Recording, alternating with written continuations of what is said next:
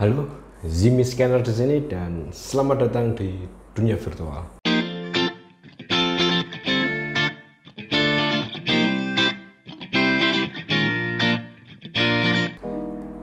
Kali ini mungkin di video ini ingin membahas sedikit hal yang pengetahuan.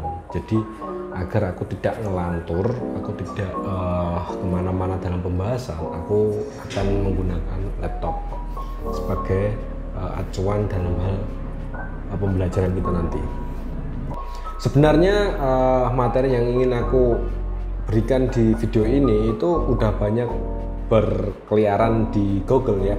Bisa kalian cari sendiri, atau kalau kalian nggak punya kuota ya tanya ke Pak Ustadz atau guru agama atau tokoh agama yang dekat dengan kalian.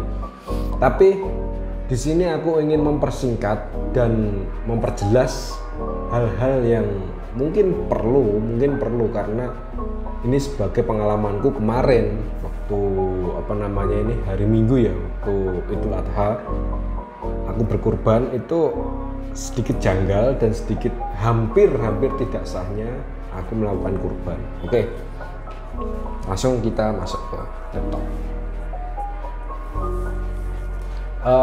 Untuk kalian yang hari ini berkurban ya, hari ini masih, karena ini hari tasrek masih, kemungkinan terakhir kan hari besok sih, Selasa itu hari terakhir untuk tasrek. Kalian bisa berkorban di Idul Adha ini. Kalau kalian nggak bisa berkorban untuk tahun ini, aku akan selalu berdoa kepada Tuhan agar rezeki kalian itu diperlancar, dipertambah. Untuk apa? Untuk kalian bisa merelakan sedikit hartamu untuk berkorban. Nah, itu kalau kalian belum bisa berkorban untuk hari ini. Nah, untuk orang-orang yang berkorban untuk hari ini, semoga korban kalian atau merelakan harta kalian diterima oleh Tuhan Yang Maha Esa. Terutama untuk orang-orang yang nggak bisa pergi haji tapi punya dana, ya semoga kalian bisa naik haji di tahun depan. Mungkin kan ya, ada salahnya sih. Sekali lagi, video ini itu khusus aku buat untuk menyambut hari raya Idul Fitri, menyambut hari raya Idul Adha tahun 2022. Dulu waktu aku pertama kali kerja tahun 2015-an, aku pernah memiliki mimpi yang begitu besar. Ya, begitu besar, begitu tinggi, yaitu mau menabung untuk mendaftarkan ibu saya haji. Lebih tepatnya orang tuaku haji. Tapi ternyata Tuhan berkehendak lain, bahwa uang ini itu lebih bermanfaat untuk masyarakat sekitar. Jadi ibu saya sakit, jadi nggak bisa berangkat untuk umroh.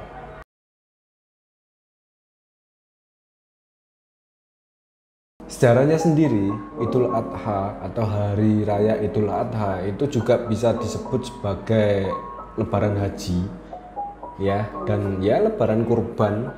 Itu merupakan sebuah momentum di mana semua manusia, terutama muslim ya, terutama Muslim atau muslim, untuk bahagia dan bersyukur. Jadi hari raya Idul Adha atau biasa disebut sebagai lebaran haji dan lebaran kurban merupakan sebuah momentum ya, momentum di mana semua manusia, terutama orang-orang yang muslim, itu menunjukkan rasa syukur dan rasa bahagianya. Mereka syukur dengan harta mereka, lalu merelakan untuk orang lain di jalan Tuhan, dan bahagia karena menerima harta orang lain yang direlakan ini untuk mendekatkan pada Tuhan Yang Maha Esa. Idul Adha juga memperingati sebuah peristiwa besar kala itu ya, mungkin sebelum Masehi, yaitu ketika Nabi Ibrahim itu bersedia mengorbankan putranya sendiri, yaitu Ismail, sebagai wujud kepatuhan terhadap Allah Subhanahu wa Ta'ala. Ketika Ibrahim alaihissalam ini akan mengorbankan putranya, ya akan disembelih gitu, Allah menggantikan Ismail alaihissalam dengan domba. Nah, untuk memperingati kejadian ini atau fenomena ini, atau peristiwa ini, jadi untuk mengabadikan peristiwa ini, Allah Subhanahu wa Ta'ala itu menganjurkan kepada umatnya, lebih tepatnya umat Islam atau Muslim, untuk menyisakan atau merelakan harta mereka yang akan diubah menjadi hewan ternak untuk disembelih setiap tahunnya.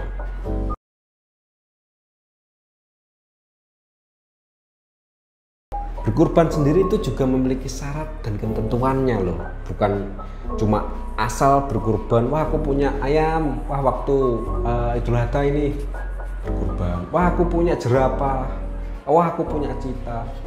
Tidak gitu. Jadi berkurban di dalam Islam, atau lebih tepatnya itu waktu Idul Adha, itu ada syarat dan ketentuannya.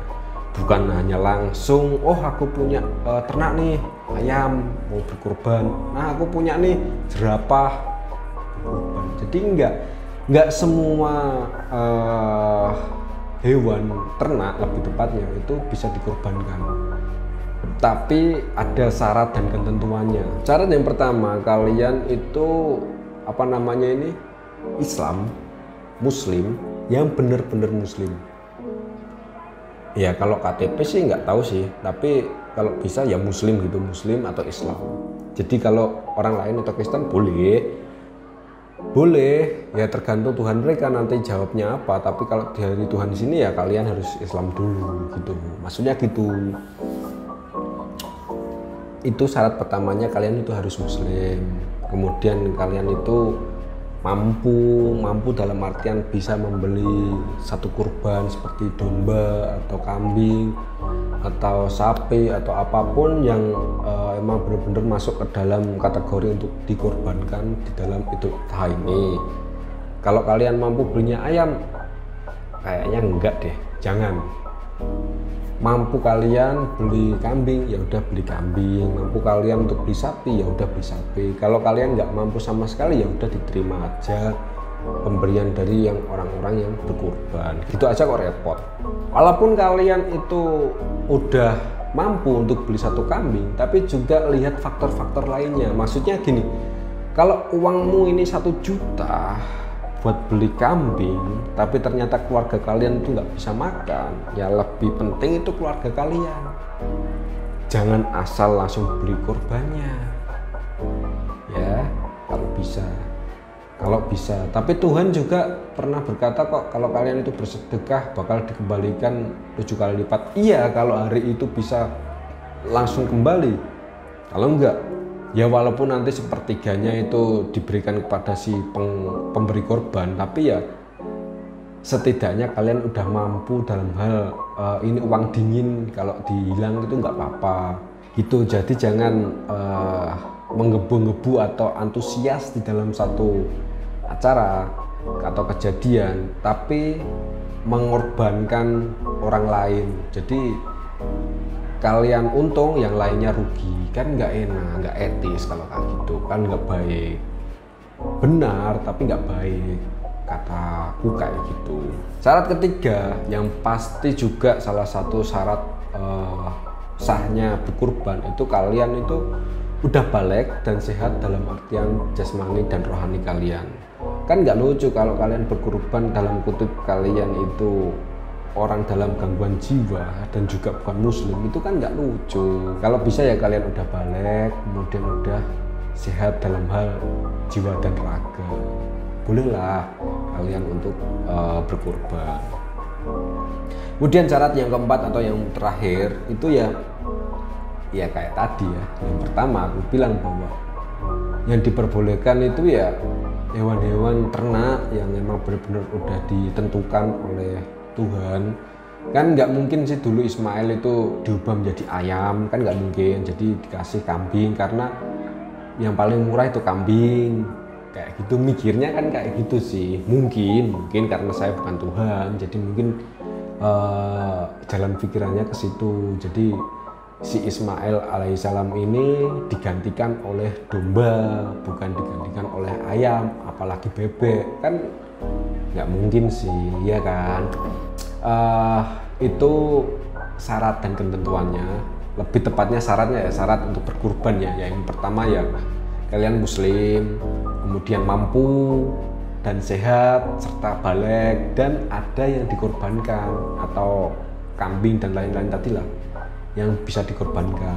Oke, untuk waktu pelaksanaannya sendiri, waktu pelaksanaan ini tuh udah ditentukan juga, jadi memang syarat dan ketentuan kan, yaitu hewan kurban harus disembelih itu setelah sholat Idul Adha, ya, setelah sholat Idul Adha hingga terakhir hari Tasrek atau sebelum atau pas maghrib di hari terakhir Tasrek. Kesimpulan dari video ini, kita semua manusia, terutama yang muslim ya atau Islam, kalian ini memiliki satu tantangan besar setiap satu tahunnya untuk merelakan sesuatu agar tidak begitu fanatik akan keduniawian. Jadi kalian menyisihkan untuk urusan Tuhan, dan itu merelakan yang dimana seharusnya itu hal yang benar-benar tantangan banget. Jadi kalian itu harus merelakan hartamu untuk berkorban. Itu tantangan bagi setiap manusia yang hidup di dunia yang muslim, balik, punya akal sehat, mampu untuk membeli hewan kurban. Sebenarnya berkurban ini sebagai simbolis dan untuk mengenang kejadian waktu Ibrahim mau menyembelih Ismail untuk bertakwa kepada Tuhan Yang Maha Esa.